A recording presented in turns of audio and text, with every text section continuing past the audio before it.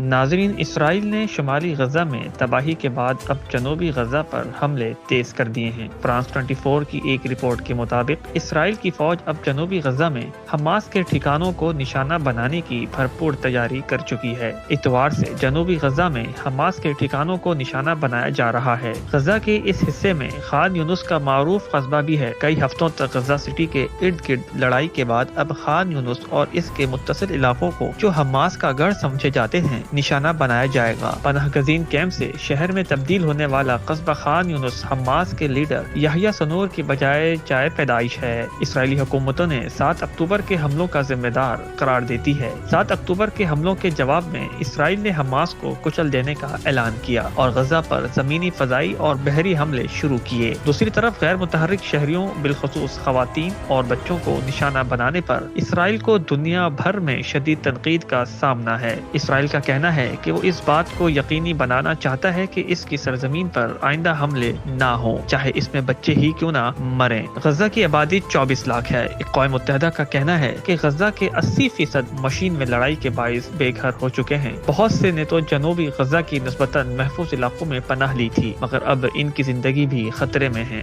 اس کے ساتھ ساتھ اسرائیل مصری سرحد پر قبضے کی تیاری کر لی۔ قدس نیٹ ورک نے باخبر ذرائع کے حوالے سے بتایا، اسرائیل نے اس سلسلے میں مصر کے حکام کو مطلع کر دیا ہے۔ قاہرہ کو ہدایت کی ہے کہ علاقے سے فوج نکال لے، ورنہ حالات بدتر ہوں گے۔ ذرائع کا یہ بھی کہنا ہے کہ اسرائیلی فوج نے مصر سے بھی کہا کہ سرحد پر قبضے کے دوران جو کچھ بھی ہوگا اس لیے وہ ذمہ دار نہیں ہوگی۔ غزہ کی بگڑتی ہوئی صورتحال کے پیش نظر اسرائیل نے مصری سرحد پر قبضہ کر کے اسے مکمل طور پر بند کرنے کا فیصلہ کیا ہے۔ اسرائیل نے خبردار کیا کہ مصر کو منظور ہو یا نہ ہو یہ عمل جاری رہے گا اور احتیاطی تدابیر اختیار نہ کرنے پر نتائج کا وہ خود ذمہ دار ہوگا۔ غزہ پر مکمل قبضے کی کوشش میں اسرائیلی فوج نے اس علاقے سے ملنے والے داخلی اور خارجی راستے بند کر دیے ہیں۔ سنونی فوج کی کوشش ہے کہ غزہ میں حماس کے مزاحمت کاروں کو کہیں سے بھی کمت نہ مل سکے۔ ان تمام کارروائیوں کے بعد حوثیوں میں بحیرہ احمر میں 2 بحری جہازوں پر ڈرون سے حملہ کیا۔ بحیرہ احمر میں حوثیوں کی جانب سے غیر ملکی جہازوں کو نشانہ بنانے کا سلسلہ جاری ہے۔ AFP نے رپورٹ کیا کہ امریکی سینٹرل کمانڈ نے کہا ہے کہ ہفتے کے روز بحیرہ احمر میں گشت کرنے والے امریکی بحریہ کے ایک جنگی جہاز نے 4 حملہ آور ڈرونز کو مار گرایا ہے۔ رپورٹس کے مطابق 4 بغیر پائلٹ ڈرونز یمن میں حوثیوں کے زیر کنٹرول علاقوں سے اڑے تھے جو امریکی بحری جہاز کی طرف آ رہے تھے، جنہیں USS لیبو نے مار گرایا ہے۔ امریکہ نے ایران پر ان حملوں میں ملوث ہونے کا الزام عائد کیا ہے، جبکہ ایران کا کہنا ہے کہ حملہ کرنا حوثیوں کا فیصلہ ہے، ان کا نہیں۔ ایران نے بتایا کہ اگر امریکہ نے الزامات واپس نہ لیے تو بحیرہ روم سمیت بحیرہ احمر پر امریکہ کے داخلے پر پابندی عائد کر دی جائے گی۔ ناظرین، حماس کی کارروائیاں تھمی نہیں۔ حماس کے ہاتھوں مزید 8 اسرائیلی فوجی ہلاک ہو گئے۔ دوسری جانب صہیونی طیاروں کی بمباری سے غزہ میں 5 اسرائیلی یرغمالی بھی ہلاک ہو گئے۔ الجزیرہ کے مطابق غزہ میں حماس کے جوابی وار جاری ہیں۔ منصور شہر میں مزید 8 صہیونی فوجی حماس کے حملوں میں مارے گئے، جس سے غزہ میں زمینی جنگ کے دوران حماس کے ہاتھوں مارے گئے فوجیوں کی تعداد 153 ہو گئی، جبکہ 8730 زخمی ہوئے ہیں۔ حماس کے حملوں میں درجنوں اسرائیلی فوجی گاڑیاں، ٹینک اور بلڈوزر بھی تباہ ہوئے ہیں۔ اسرائیلی فوج نے غزہ کی پٹی میں لڑائی میں ہلاک ہونے والے 8 فوجیوں کے نام اور تفصیلات بھی جاری کر دی ہیں۔ حماس کی یہ کارروائیاں روزانہ کی بنیاد پر جاری ہیں۔ دوسری جانب صہیونی طیاروں کی بمباری سے غزہ 5 اسرائیلی یرغمالی بھی ہلاک ہو گئے۔ الجزیرہ کے مطابق گزشتہ رات مقبوضہ مغربی کنارے میں اسرائیلی فورسز نے کئی مقامات چھاپے مارے اور بمباری کی، جن میں بیت الحم، نابلس، عبرون اور تلکرم شامل تھے۔ رپورٹس کے مطابق تقریباً 40 فوجی گاڑیوں کے ساتھ صہیونی فورسز نے نور شمس ناگزین کیمپ پر دھاوا بولا۔ مقامی لوگوں کا کہنا تھا کہ اس کے بعد بھی مزید کم طلب کی گئی۔ ایک اسرائیلی بلڈوزر نے پانی کی مرکزی لائن کو پھاڑ دیا جو پورے مہاجر کیمپ کو پانی فراہم کر رہی تھی۔ اس کے مقابلے میں غزہ میں اسرائیل کی بمباری بھی جاری و ساری ہے۔ گزشتہ 24 گھنٹوں میں مزید 200 فلسطینی شہید ہو چکے ہیں، جبکہ صہیونی جارحیت کا نشانہ بن کر غزہ میں موجود 5 اسرائیلی یرغمالی بھی مارے گئے۔ اسرائیلی فوج کی جانب سے فلسطینیوں کو وسطی غزہ کا علاقہ بھی خالی کرنے کی دھمکی دے دی گئی۔ وسطی غزہ کے نصیرت کیمپ پر حملے سے 18 فلسطینی شہید، جبکہ جمالیہ کیمپ میں مکان پر بم سے حملے کے نتیجے میں خواتین اور بچوں سمیت 12 افراد شہید ہو گئے۔ فلسطینی میڈیا آفس کے مطابق تقریباً 80 روز سے جاری حملوں میں شہید فلسطینیوں کی تعداد 20,258 ہو چکی ہے، جبکہ 53,000 سے زائد زخمی ہیں۔ شہداء میں 8,000 سے زائد بچے، 6 6000 سے زائد خواتین شامل ہیں۔ تقریباً 80 روز کے دوران 310 طبی عملے کے ارکان اور 100 صحافی شہید ہو چکے ہیں، جبکہ سول ڈیفنس کے 35 اہلکار بھی جان کی بازی ہار چکے۔ غزہ میں بمباری سے جاں بحق اقوام متحدہ کے اہلکاروں کی تعداد بھی 136 تک جا پہنچی ہے۔ اس کے برعکس ادھر امریکی اخبار کی تحقیقاتی رپورٹ میں انکشاف کیا گیا کہ اسرائیل نے فلسطینیوں کی نسل کشی کے لیے غزہ میں 2000 پاؤنڈ وزنی بم گرائے ہیں۔ دوسری طرف اسرائیلی جنگ کے سائے بھارت پر بھی منڈلا رہے ہیں۔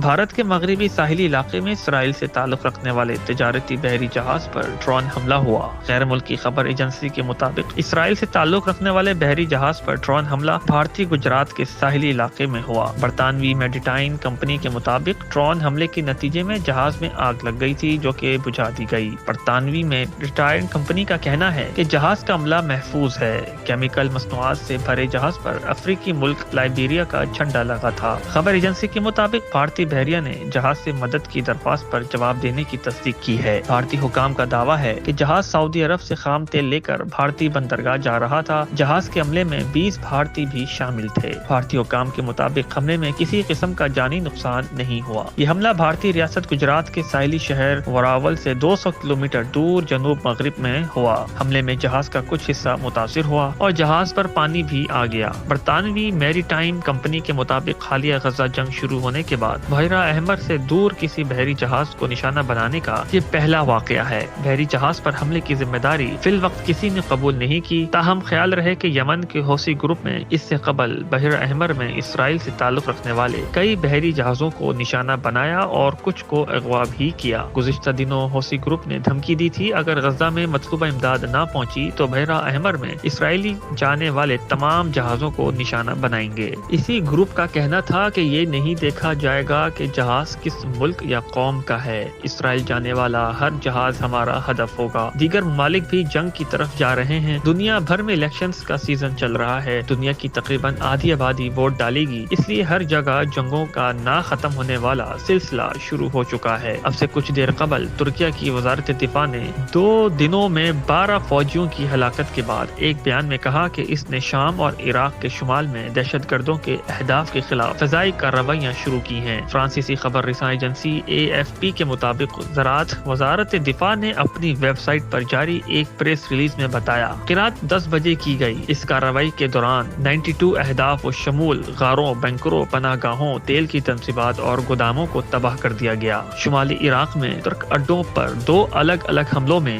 اس کے 1 درجن فوجی ہلاک ہو گئے۔ انقرہ نے گزشتہ 25 برسوں سے کردستان ورکرز پارٹی کے خلاف اپنی دہائیوں پرانی جنگ میں اس علاقے میں درجنوں فوجی چوکیاں قائم کر رکھی ہیں۔ ترک صدر رجب طیب ایردوغان نے ہفتے کو شمالی عراق اور شام میں دہشت گردوں کے خلاف جوابی کارروائی کا مطالبہ کیا تھا۔ انہوں نے کہا ہمارے سپاہیوں کا خون رائیگاں نہیں گیا، علیحدگی پسندوں سے ان کے بہائے گئے خون کا حساب لیا جائے گا۔ ترک صدر کا کہنا تھا ہم دہشت گردی کو ختم کرنے کے لیے اپنی حکمت عملی پر عمل درآمد ہیں، اس وقت تک جاری رکھیں گے جب تک آخری دہشت گرد کا خاتمہ نہیں ہو جاتا۔ انقرہ نے ابتدائی طور پر ہفتے کو 6 فوجیوں کی ہلاکت کا اعلان کیا تھا جو دہشت گردوں کے ساتھ جھڑپ میں ہلاک ہوئے تھے۔ بعد میں اس نے بتایا کہ شمالی عراق میں جمعے کی رات پہلے ہونے والے حملے میں 6 دیگر فوجی مارے گئے تھے، جس کے ذمہ دار کردستان ورکرز پارٹی کو ٹھہرایا گیا۔ اس لیے کہا جا رہا ہے کہ ترکیہ بھی جنگ کی طرف جا رہا ہے۔ اس وقت اسرائیل، فلسطین، بھارت، چین، امریکہ سمیت شمالی کوریا اور دیگر ممالک حالت جنگ میں ہیں اور اس میں بڑا کردار آنے والے الیکشن کا بتایا جا رہا ہے۔ پاکستان میں بھی الیکشن قریب ہیں اور گزشتہ کئی دنوں سے دہشت گرد کارروائیاں ہو رہی ہیں۔ اللہ تعالی ہم سب پر رحم فرمائے،